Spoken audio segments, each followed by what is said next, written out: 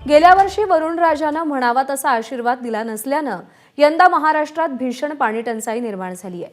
पिण्याच्या पाण्याची ओरड असताना आता जनावरांच्या चाऱ्याचा प्रश्न गंभीर झालाय।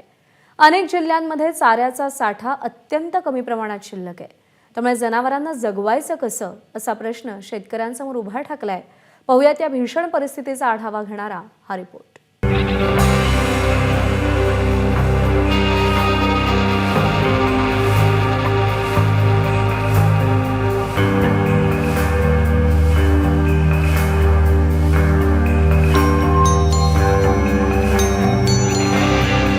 आधीच पाण्याच्या टंचाईमुळे घशात दाटलेली कोरड आणि त्यात चारा नसल्यामुळे खपाटीला गेलेली जनावरांची बोटं।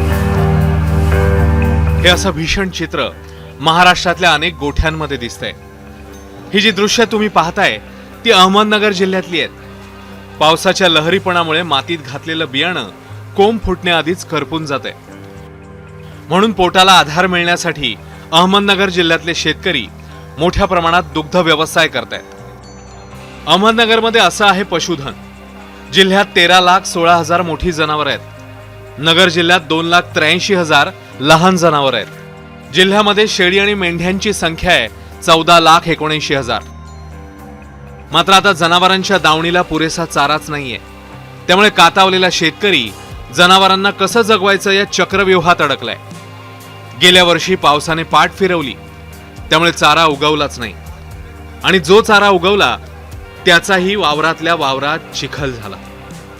गवतच उगवलं नसल्यानं आणि उगवलेलं गवत करपून गेल्यामुळे शेतांच्या भोवतीचे बांध उघडे पडले।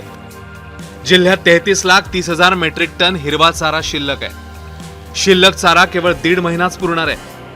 विद्यापीठाच्या क्षेत्रावरती आपण 104 एकरमध्ये गोधन ज्वारीची पेरणी केलेली आहे की ज्या इमर्जन्सी जर वाटलीच तर त्या ठिकाणचा चारा आपण अन्यत्र वाहतूक करू, त्याप्रमाणे कार्यवाही झालेली आहे। या व्यतिरिक्त जिल्ह्यामध्ये मुरघास मोठ्या प्रमाणावरती तयार करण्यात आलेला आहे।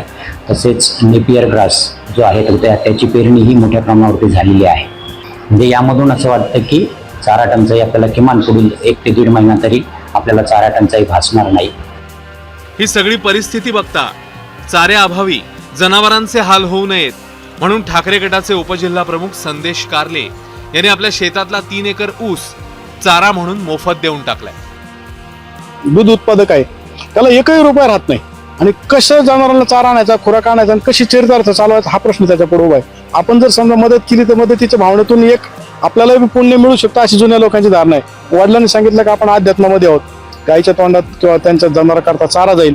निवडणुकीकरता बऱ्याचशा लोकांनी खर्चही केला, कोण लाख देते, 2 लाख देते, बिर्याणी देतात, दारू देतात। आपण जर ऊस दिला तर एक समाधान आपल्याला मिळू शकतं। लोकांचं काय असेल ते असेल, पण आपल्याला समाधानासाठी आपण हे केलं पाहिजे। आधीच दुधाला भाव नाही तरीही गोठ्यात उभ्या असलेल्या जित्रावांना जगवण्यासाठी शेतकरी धडपडतोय। त्यातच संदेश कारले यांनी मोफत चारा उपलब्ध केल्यामुळे शेतीसोबत दुग्ध व्यवसाय करणाऱ्या द्वारका कोतकर यांनी कारले यांचे आभार मानले। संदेश कारले येतं ना, आम्ही थेट कामठी आणि गुंडेगावून आलेलं मोफत ऊस दिलाय 3 एकर। त्यामुळं आज 10 माणसं आहेत आणि ट्रॅक्टर आहे।